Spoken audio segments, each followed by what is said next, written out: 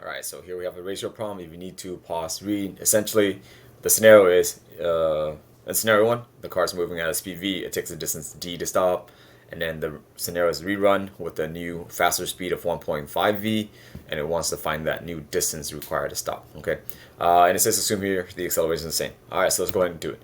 Here's the visual for you. Here's the car, and it's initially moving at some speed v. Doesn't really matter what the quantity is. It's just a variable here. And it's going to come to a stop. Okay, so here my VF is going to equal to 0 or some V of t later on. I just left it there just because I know the answer when you're moving at a faster rate will obviously require more distance to stop. So this visual is just to help you visualize things. Okay, so in no particular length, I'm just going to call this D, and my work here, I'm just going to call it 3 ticks D. You can make it 1 tick if you want. You can make it 5 ticks if you want. It doesn't really matter. Just define some distance. Okay, so I made a choice. I just call it 3. Okay, but it could again, it works for any ticks amount you want. So the second scenario says, well, if the car is now moving faster, so here's my velocity vector, which is a little longer.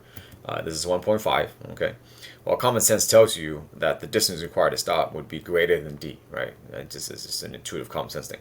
So, but how much is that? That's what we got to figure out. Okay, so I'm just going to go ahead and set up my common form here. This is the kinematics equation I want to apply for this one because it is the easiest one to do, only because the information says you're given VI and VF in both scenarios is 0. So once again, VF is 0 and then VIs are given. It says acceleration stays constant and you're comparing the magnitude of your displacement, in this case just the distance. All right, so this is why this particular function is relevant for this problem.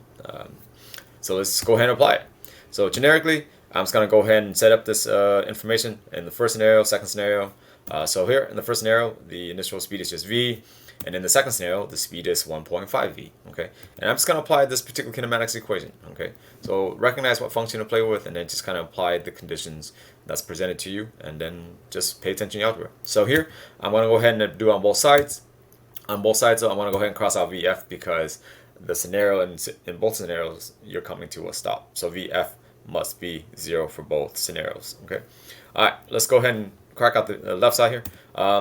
So instead of VI, I'm just going to call it V because the diagram calls it V. The wording here has the variable V. You can keep it as VI if you want. I'm just going to go ahead and just go with the variable presented to me in the diagram and in the wording. Okay, so instead of VI, I'll just call it V squared.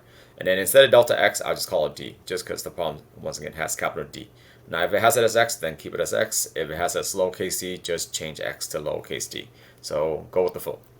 All right, so here I have the statement. The initial speed square, okay, is equal to 2AD. And by the way, this negative sign, I know it's there, but if you're paying attention, A is negative anyway, because in order to bring this car to a stop, if velocity is positive, A would be negative. So naturally it'll cancel out. If you want, you can carry the negative sign down. It doesn't affect the outcome, okay, because you're not adding or subtracting anything. All right. On the right side of this function, once again, I ignore the negative sign there. So technically it's there, but it will cancel out later on. Instead of VI, I'm just going to call it 1.5V. Well, this is the new VI, right? Just make sure you put the new quantity in a parentheses. So don't just put 1.5V squared. You need to put parentheses 1.5V because you need to distribute this exponent 2 to the 1.5 and the V.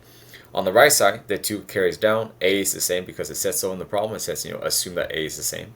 And then here, instead of delta X, I'm just going to call it capital D with the subscript new because I need to find what this new distance is, okay? Or you can call it D1, D2, whatever makes you happy. So I'm just going to go ahead and distribute the exponent 2 to the 1.5 and the V.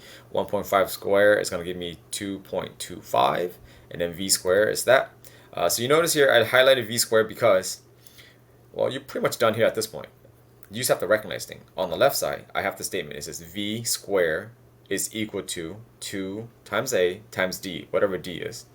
So therefore, wherever V squared is, I can just make a substitution. Okay, so the 2.25 gets carried down, but instead of saying V squared, well, V squared is 2 times A times D. So I can just make that substitution. And then as you can see here, there's a 2 on the left side, there's an A on the left side, there's a 2 on the right side, there's an A on the right side as well, so things will cancel out. So I'm going to go ahead and cancel out the 2 and the A altogether, okay? So really, the only thing left on the left side is 2.25. Capital D is still there, so that's your statement. and the right side is just d nu. So we can say that it would take 2.25 times the distance, the original distance, okay? Which we don't know what the value is, but that's not the point. This is a ratio problem.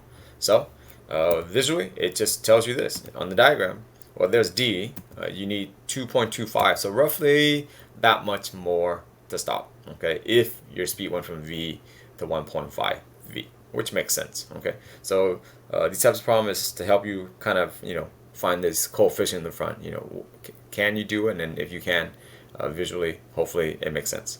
All right, however, if this is the easiest way to approach this particular problem, okay, so I want to do this problem a different way for you, okay? So the second way to do this problem, as I've listed here, is to use your displacement function, okay, whereas delta x is equal to vit plus 1/2 at squared, right? Same condition, initial v, and then it got to 1.5 v, okay? We already know the answer is 2.25 d, but I'll show you how to do this, a different approach. I don't recommend it just because it is more work, but hopefully it just helps you be familiar with kinematics functions, okay? All right, so I'm going to go ahead and set this up. Well, I'm going to go again, v and 1.5 v, okay? However, if you can watch this here, again, generically is delta x is equal to vit plus 1/2 at squared, so I'm just going to rewrite it. But what I am going to do, though, is I am going to cancel out this vit. Now, if you're confused, don't. I understand that this particular problem says that your initial speed is v, and it's going to come to a stop. However, what I want to do is I'm just going to flip the scenario. I'm just going to say, what if I accelerate from 0 meters per second all the way to some speed v?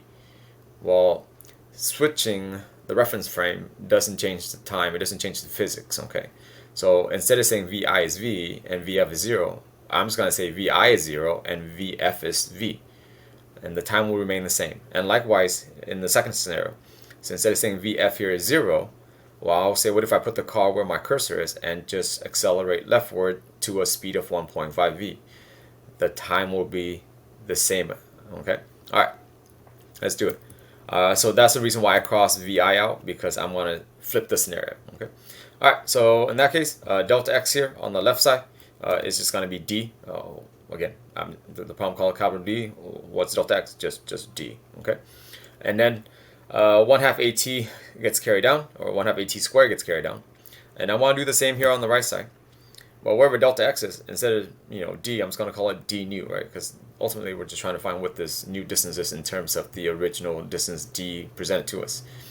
1/2 stays the same, a stays the same because nothing has changed for a for this one. And then instead of t, I'm just going to call it t nu squared, okay? But you notice here, you have d nu, you don't know what a is, and you don't know what t nu is, but that's okay. If you look at your average acceleration function, you can solve for time simply by taking vf minus vi over a, okay? Now if you kept up, okay, you can cross out one of these things out, right? You can cross vf out, you can cross vi out, it doesn't really matter, okay? It doesn't really matter. One of these terms in the numerator has to be 0, okay? So for the sake of it, I just cross out vf, okay? So I can say that delta t is whatever vi is, Again, if you listen, where I call this vi 0, you can call this 0, and then vf would just remain, so you can just cross vi out. But no matter what you do, you still have a v term on the top and an a on the bottom, okay? So I'm going to do the same for the bottom one here, okay?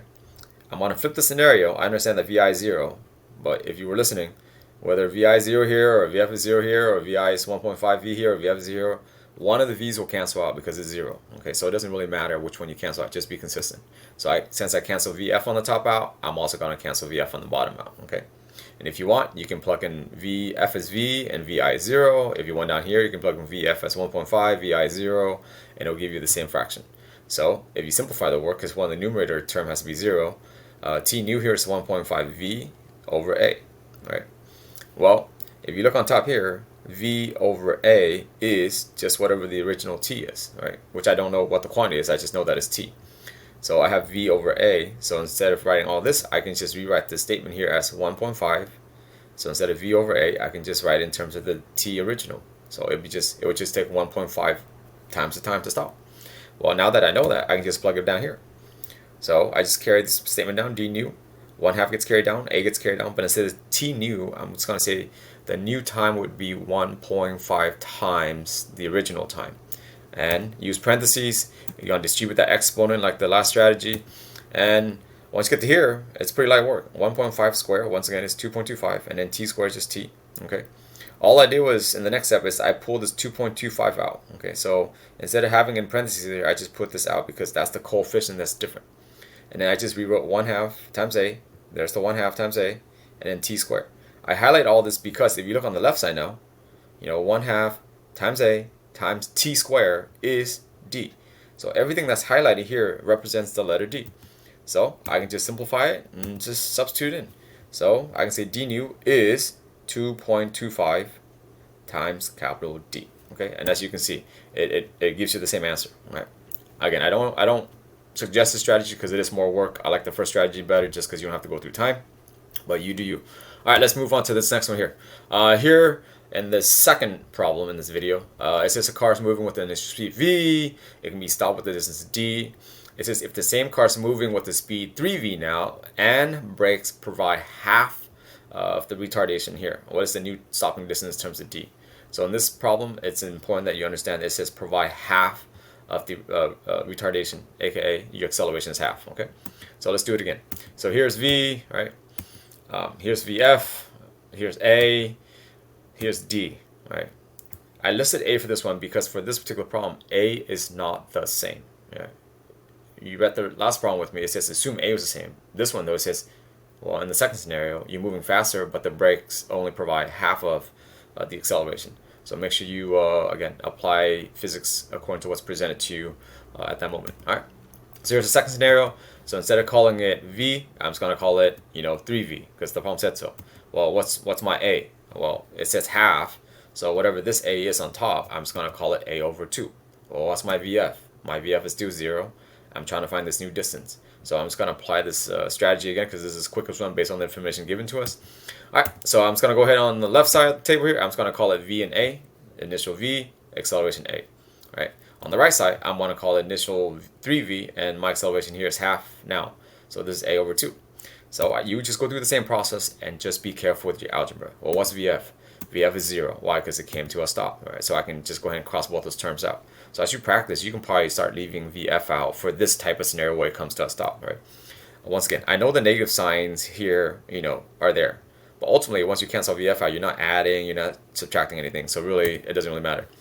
What is VI? Well, VI is just V. Well, what's my A? It's just A. What's my X? It's just D, because it says so. All right, let's move to the right side. Well, what's my VI this time? It was 3V, because it said so. So use parentheses. And then what's my A? Well, A is A over 2, right? Well, what's my delta X? Well, it's just d nu, because that's what I'm trying to find. So distribute the exponent to the 3 and the v square, right? And then on this side, you have a 2 in the numerator, and you have a 2 in the denominator, so that cancels out for this one nicely. All right, so if you simplify it, 3 squared is 9, v squared is just v squared, and then on the right side, the only variable I haven't canceled out is a and d nu. So all you have to do is, once again, recognize information on the left side that can be used on the right side. So I highlight v squared here because on the left side, v squared is 2 times a times d, right? So I can substitute it in again. So it just be 9 times 2 times a times d, which is equal to a d nu. Whereas as you can see, there's an a on both sides, right? So it will cancel out. Oh, by the way, 9 times 2 is 18, in case you're not keeping up. Okay, the a will cancel out, and ultimately we have a new answer, right? So the new distance will be 18 times the original distance. Well, you're moving faster and you're decelerating at a slow rate, so naturally it would just take you more distance to stop. In this case, how much more? 18 times more, whatever d is, right? So if d is 1 mile, it would now take 18 miles. If d was 10 miles, it would now take 180 miles. So this is your multiplier. This is your coefficient. So these types of ratio problem, once again, is trying to teach you just to find this coefficient regardless of what the actual value for d is. Okay. All right. I hope that helps. Stay nerdy. Don't be wired.